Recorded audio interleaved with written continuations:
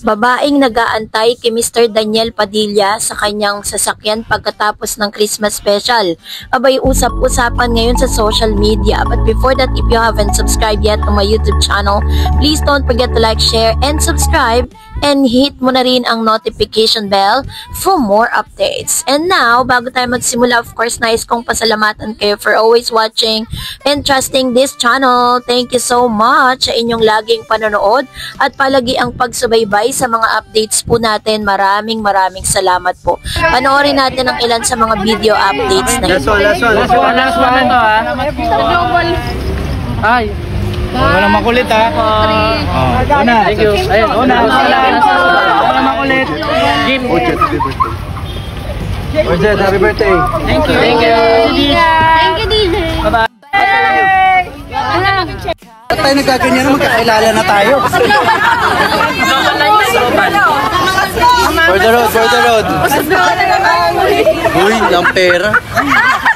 Hindi, wala akong pera ngayon. Padala ko sa inyo. Bye. Masag na to. Tayo nagkaganyan na magkakilala na tayo.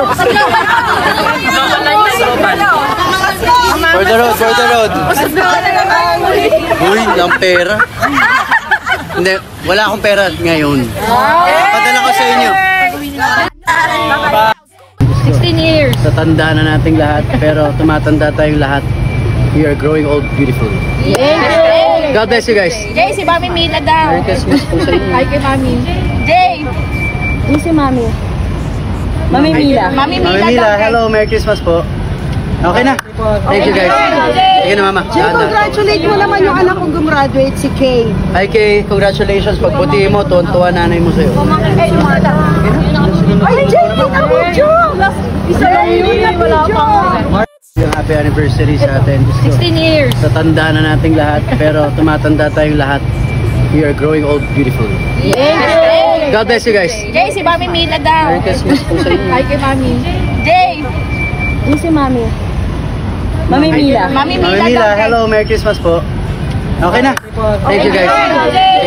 Nagte-trending ngayon at talagang nagtatalo-talo ang ilan sa mga netizen matapos nating masaksiyan ng ilan sa mga video clips, mga behind the scene photos and videos na sa katatapos lang na taping ng ABS-CBN Christmas Special 2025 kung saan syempre all eyes dito po kay Daniel Padilla, kay Catherine Bernardo, and Kayla Estrada na talaga naman masasabi mo na sila po ang pinupulutan ngayon sa SOCMED dahil this is gonna be the second or parang ito po muli yung pagkakataon na sila'y magkikita, na sila po ay makikitang magkasama sa isang show matapos ang napakahabang panahon na kanilang breakups. Tapos, ang dami na po mga naganap sa kanila ngayon and then, ito sila, nagkita sila sa isang show, sa isang event na ito na talagang ngayon po is bugbog na bugbog ang pangalan ni Daniel, ni Catherine at ni Kayla Estrada sa social media.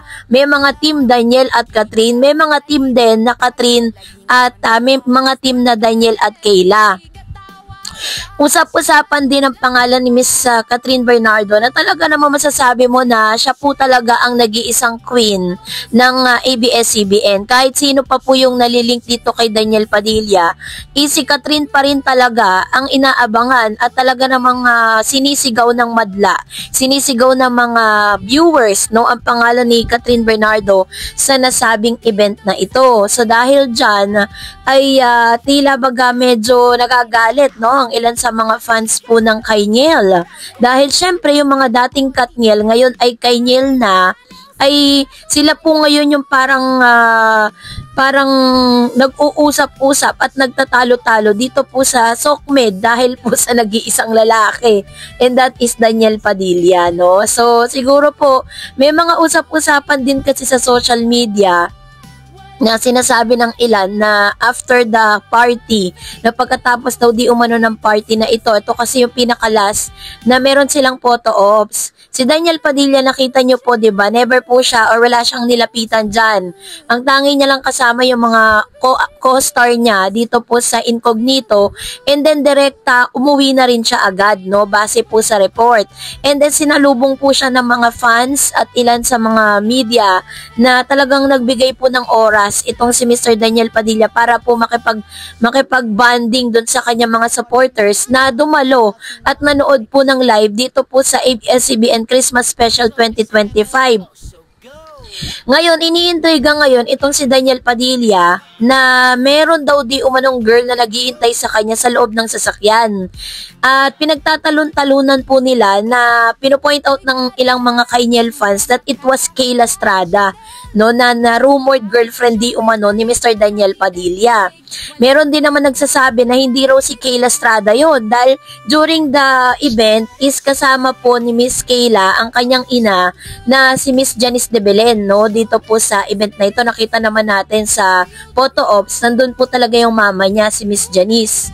And then, yun, pinagtatalunan po ng mga netizen na it was Kayla Estrada na naroroon sa loob ng sasakyan na nag-aantay kay Mr. Daniel.